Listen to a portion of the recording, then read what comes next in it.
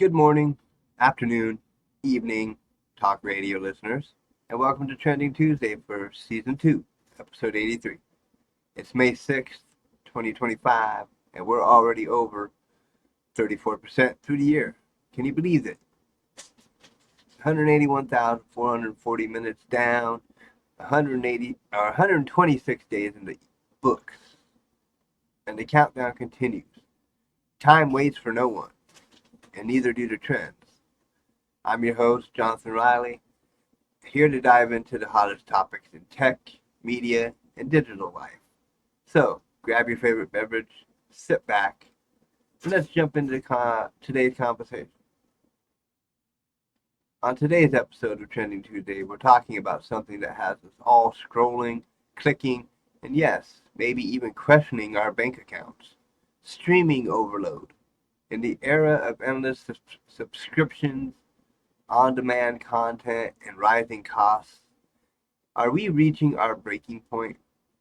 With so many streaming services flooding the market, are we overwhelmed with choices, or are we just burning through cash for the sake of convenience? We're diving into the issue of too many subscriptions, not enough time. From Netflix to Disney Plus, Apple TV Plus to YouTube Premium. There's a new service launching every other week, it seems. But is it sustainable? How are we managing all of these accounts? And at what point does it stop being about entertainment and start feeling like a digital drain?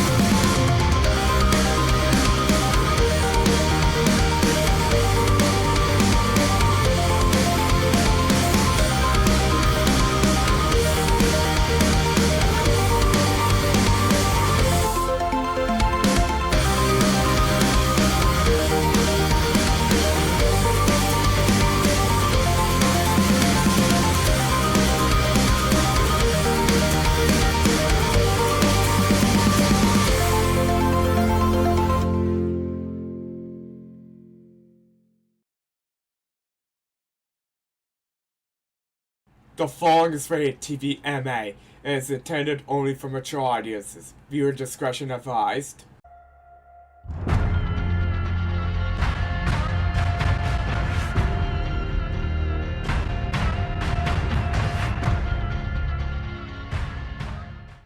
All right, let's get into it. It's easy to get swept up in the allure of on-demand content, whether it's binging your favorite shows, keeping up with the latest movies, or diving into new docu-series that everyone's talking about.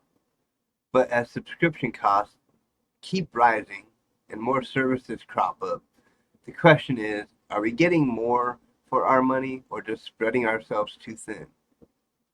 Streaming services, which once seemed like the perfect way to cut cable costs, have become the new must-have in digital entertainment. The problem? We're now faced with so many options. We're almost at a point where we need a subscription management app just to keep track of it all. We'll explore we will explore the shifting landscape of streaming, share some insights on the latest consumer trends, and hear from you, our listeners. We'll dive into how people are handling the flood of services, the impact on our wallets, and if there's such a thing as streaming fatigue. So stick around because we'll be exploring the good, the bad, and the future of the digital world as we ask, are we paying too much for all the streaming we're trying to keep up with? Alright, let's start with the basics. It wasn't long ago that all we needed was a single streaming service to keep us entertained. But fast forward to 2025, and we have dozens, if not hundreds, of choices. We're talking about Netflix, Disney Plus, HBO Max, Apple TV Plus, Amazon Prime Video, Hulu, and more, with niche services like Peacock, Paramount Plus, and even subscription models for niche content like Shudder for horror fans. So let's start with the impact. How are these services flooding our screens? Are they improving our viewing experience, or is it making us feel overwhelmed? People are signing up for services left and right, but what happens when your monthly streaming bill exceeds what you were paying for cable? It's a problem a lot of us are grappling with, and we're definitely feeling it in our wallets. More options might seem like a good thing, but is it? And let's not forget the content fatigue with so many platforms. It can be hard to keep up. You find something great to watch on one service, but then you realize you're missing out on something else on a different one. That's where streaming fatigue comes in. You know the feeling. Too many choices, too little time. We'll be right back after a short break, but I want to know from our listeners, how are you handling this streaming overload? Are you picking and choosing services, or are you subscribing to everything and hoping you get your money's worth? Drop us a message on social media or a comment on YouTube or email us and let's hear your thoughts.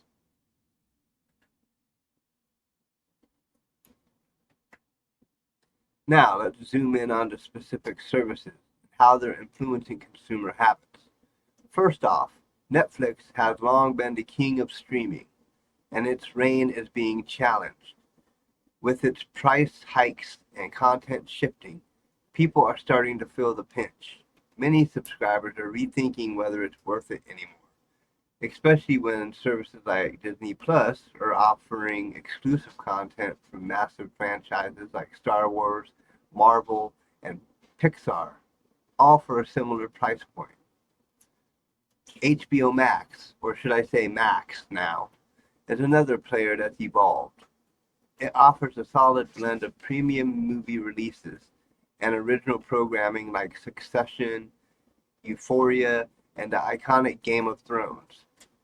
But as we've seen recently, it's not immune to price hikes or content changes. And some people are wondering whether they're getting their money's worth, given the vast catalog of content that doesn't necessarily cater to everyone. Then we've got Amazon Prime Video, which a lot of people forget about because it's bundled with Amazon Prime. So it's almost like a hidden gem. It's offering more original content, but it's not always as top of mind. as some of its competitors. Despite that, shows like The Boys and Jack Ryan have made huge waves. And let's not forget about the perks of free shipping, which might be what keeps many subscribers hooked. So, how much of it is about the streaming content, and how much of it is about those extra Amazon benefits?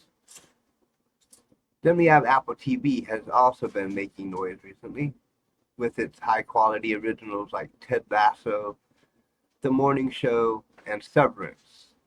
Apple's streaming service is focusing on premium content. But the problem here, it's lacking the vast catalog of older shows or movies.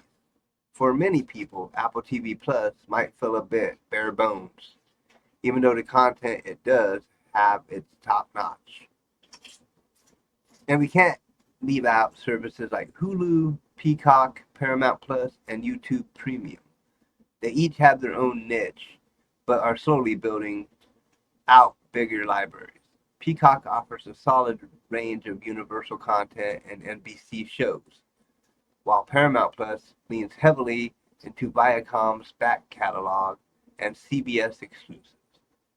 Meanwhile, YouTube Premium lets you skip ads and access YouTube's growing lineup of original content. But is it worth the price for just that? So let's talk about consumer habits. So many options, subscription fatigue is real. People are more selective than ever about what they subscribe to.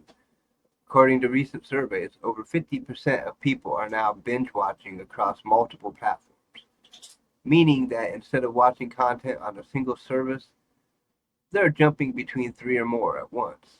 That's because each service has its own exclusive hits, and no one wants to miss out. But here's the catch. Many users are also canceling subscriptions more frequently. According to recent reports, nearly 70% of subscribers are signing up for a service, watching a specific series or a movie, and then dropping it once that content is over. This pattern, known as the subscription churn phenomenon, is costing streaming services billions of dollars a year. Services like Netflix are trying to combat that by diversifying content. But is it enough to keep viewers hooked? One interesting trend that's emerged is bundling. Services like Disney Plus, Hulu, and ESPN Plus now offer bundle deals, giving consumers a little more for the same price or a slight increase. Amazon Prime Video also has its own bundling system with additional subscriptions available through their platform for services like Discovery Plus and Paramount Plus. It's all about trying to lock you in by making the choice feel like a better deal than subscribing individually. And then there's shared accounts. We've all heard about friends and family sharing login credentials, but it's becoming so widespread that streaming services are trying to crack down on it. Platforms like Netflix have started charging extra fees for users who share accounts outside of their household. But that's led to backlash because, let's be honest, we've all been guilty of the shared subscription here and there. So the big question is, are we at a tipping point? Are we paying too much for all these services? Or is the convenience of having so many choices just too good to pass up?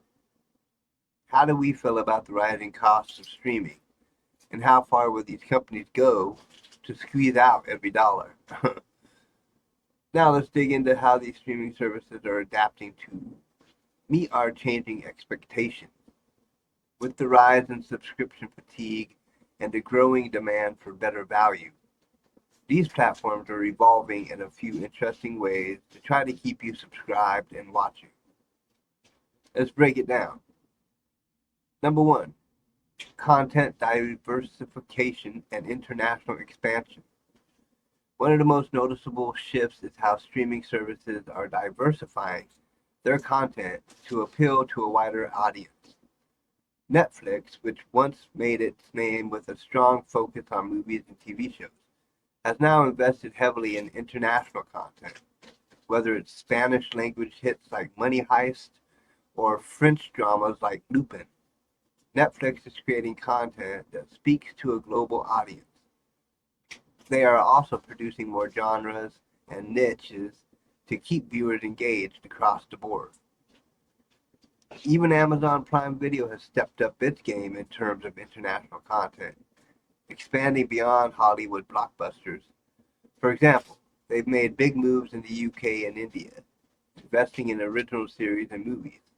Amazon has also done a good job of offering content that fits a broader taste, from sports content to reality TV, and of course, their successful series like The Boys. And the Wheel of Time. Then Have to mention the Wheel of Time if you're talking about Amazon. as the voice from Beyond said, The Wheel of Time is also on Amazon Prime. Yeah, you can't talk about Amazon Prime and original shows and not mention that one. Well, true. Sorry. See, sometimes you will hear the voice from Beyond. That is my silent co-host, the wife. Premium pricing with a twist is number 2. Tiered models and ads. Next, we're seeing a significant shift in how services are handling pricing tiers. Both Netflix and HBO Max now offer multiple subscription levels to cater to different kinds of viewers. The most notable shift is the addition of ad-supported tiers, which gives users the option to subscribe at a lower price point while still accessing the same content, but with ads. Netflix, for example, launched a more affordable, ad-supported plan to make their service more accessible to those who don't mind watching a few ads for a reduced cost.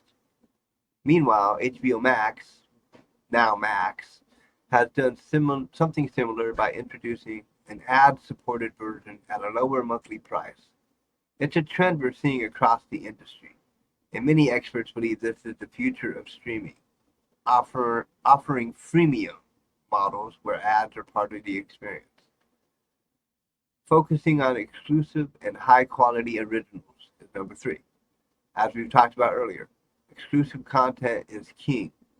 Services like Apple Plus and Amazon Prime Video are all in on high-quality originals.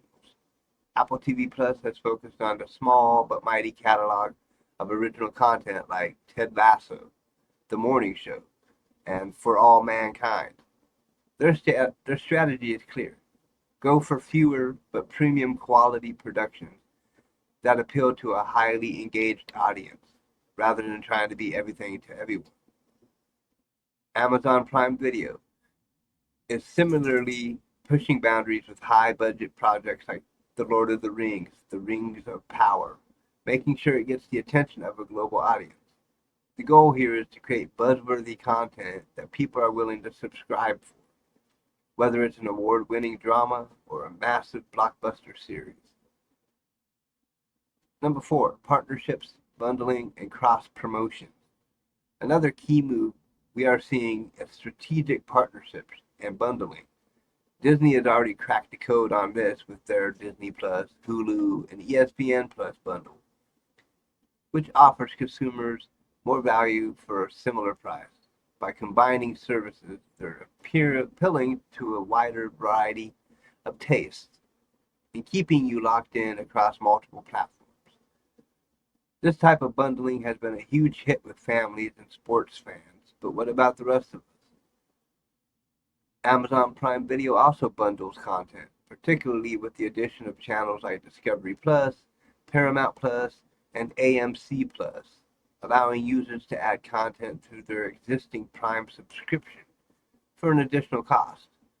This allows consumers to pick and choose what they want to add rather than committing to a new streaming service from scratch. And there are also cross promotions happening between services. Take for instance, Peacock and Xfinity. If you're an Xfinity customer, you get access to Peacock Premium at no additional cost. This kind of partnership helps both services reach new customers without too much extra investment. Number 5, enhanced user experience, personalization, and tech features. Another area where streaming services are focusing their efforts is on the user experience. Services like Netflix and Spotify are leading the charge with personalization, from curating content suggestions based on what you've watched to predicting what you might like. Netflix's algorithm is constantly being tweaked to keep you coming back with tailored recommendations. Beyond that, some services are also investing in better user interfaces, smarter search functions, and more interactive features. For example, Hulu has introduced skip intro features that make it easier to get straight into the show without waiting for the opening credits to roll. Disney Plus has embraced Dolby Vision and Dolby Atmos for immersive viewing, which enhances the overall content experience. Number 6, the future, interactive content and live streaming. Looking forward, streaming platforms are also embracing interactive content. Shows like Bandersnatch on Netflix prove that audiences are intrigued by more immersive storytelling, where they can influence the outcome. Now Netflix is expanding on this with new interactive series aimed at getting viewers more involved. With interactive content, will interactive content be the next big wave in streaming? Give us more control over the stories we watch. And live streaming is gaining traction, especially for sports. Amazon Prime Video has made big strides with its live streaming rights to NFL games. And Apple TV Plus, has also started dipping its toes into live events with sports content. As more platforms look to provide real-time content, we could see streaming become more of an interactive live experience, rather than just a place to binge watch shows. So what we are seeing here is a huge evolution in how streaming services operate. They are diversifying their content, offering new pricing models, and adding unique features that try to enhance the experience and keep us locked in. But the real question is, will it be enough to stave off subscription fatigue? Are these services doing enough to give us more for our money? Or are they just adding extra bells and whistles to keep us subscribed, regardless of whether we're actually enjoying it? Subscription fatigue and the rise of ad-supported plans. One of the most significant changes we're going to see is in the mainstream adoption of ad-supported subscription models. As consumers continue to battle subscription fatigue, streaming services are going to double down on offering tiered pricing with ads as the affordable alternative. But we're already seeing this with Netflix's ad-supported tier and HBO Max's move to include ads in lower-priced options. But over the next few years, this model is likely to become the standard across the industry.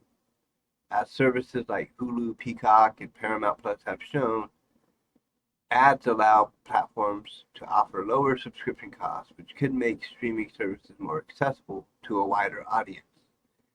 In fact, it's expected that ad-supported plans will make up a significant portion of subscriptions by 2027. The challenge will be balancing the user experience, how to ensure that ads don't drive people away while still offering the low price. Consumers, in turn, will be more selective about which services they subscribe to, likely choosing based on exclusive content, price, and how intrusive the ads are. With the industry moving towards this hybrid model, we could see a shift away from traditional cable TV as people become more comfortable with the ad-supported streaming experience. Content fragmentation and bundling strategies. Over the next few years, we'll see content fragmentation continue to be a challenge. We're already noticing that every major studio and content provider wants a slice of the streaming pie, creating more platforms for people to subscribe to. The problem with that? It leads to content being scattered across multiple services. The more services there are, the harder it is to know where to watch your favorite show. This is where building is going to become crucial. Platforms like Disney have already paved the way by bundling Disney Plus, Hulu, and ESPN Plus together. Over the next years, we may see more of these bundles emerge, especially from smaller and more niche services that are finding it hard to compete with the giants like Netflix, Amazon, and Disney. Bundles will likely target specific demographics, sports fans, families, or international content lovers, offering customized packages to meet specific needs. As a result, content aggregation platforms could become more common. These will be services that give you access to multiple streaming platforms under one umbrella. Think of it as a streaming cable. For example, platforms like Amazon Prime Video are already offering add-ons. So expect this model to expand to include more services for easy one-stop shopping. This trend could lead to the rise of companies that offer super bundles with multiple streaming services, giving consumers the flexibility to curate their own content bundles. Focus on exclusive high-quality content and global appeal. To remain competitive, streaming services will increasingly need to focus on exclusive, high-quality content. Apple TV Plus has shown that a focus on a premium library, rather than sheer quantity, can work in this space. With series like Ted Lasso and The Morning Show, Apple is going for a smaller, high-impact catalog, attracting more selective audiences. We're likely to see more premium productions across other platforms, with increased investment in international content. Services like Netflix and Amazon Prime Video are leading the way with global originals, from Korean dramas like The Squid Game to Spanish series like Money Heist. Streaming platforms will continue to invest heavily in content that appeals to diverse international audiences. In fact, we might even see more cross-border collaborations between content creators from different countries as platforms seek to create culturally relevant content that resonates with global audiences. The days of a service being mostly regional are likely numbered. Expect to see more content that feels both locally relevant and universally appealing. Enhanced personalization and interactive features. With the growing demands for personalized viewing experiences, streaming services will continue to enhance their algorithms and use interfaces to make content discovery as seamless as possible. Netflix's algorithm is already among the best at curating content based on your viewing habits, but expect this to evolve with even more sophisticated machine learning models that anticipate what you want to watch. Streaming platforms will likely lean more into interactive content like Netflix's Bandersnatch, or even live events. We may see more shows and movies where viewers have control over the outcome, allowing for a more immersive experience. As technology advances, the future could even include VR and AR content, creating a whole new type of interactive storytelling. And let's not forget live streaming. As streaming services expand into live sports, concerts, and events, they will be forced to innovate the live viewing experience. Expect to see real-time interaction, including live chat, voting features, and even immersive experiences where viewers can feel as if they are at the event themselves. The role of artificial intelligence, AI, and advanced technology. As AI and machine learning become more integrated into the streaming ecosystem, we could see services like Netflix and Amazon Prime Video leverage AI-driven content creation. For example, AI could help platforms understand what viewers enjoy and predict what type of content might succeed, leading to more targeted content creation. We might also see AI-generated content start to play a larger role. Imagine a world where content can be tailored or even generated on the fly based on viewer preferences. Though we are a few years away from this, AI-assisted writing, and deepfake technology could drastically change how content is produced and consumed. The streaming industry becomes a battleground for live and social integration. Finally, we're likely to see social features integrated into streaming platforms as a way to keep users more engaged. Think live reactions, social social watch parties, and community-driven content. Streaming services are starting to recognize the value of community and real-time engagement, and we may see more social integration features where viewers can discuss shows in real time with friends, or even watch and interact with others across the world.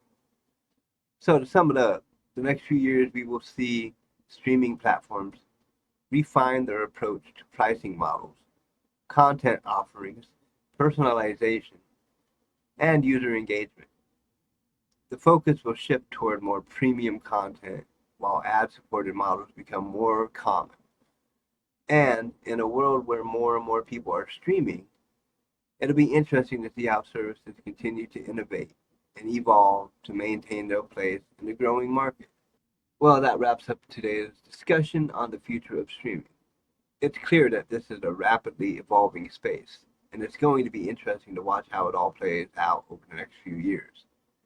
Whether we see more fragmentation, consolidation, or a little bit of both, one thing is for sure, the way we consume content is constantly changing, and the streaming industry will need to keep innovating to stay ahead.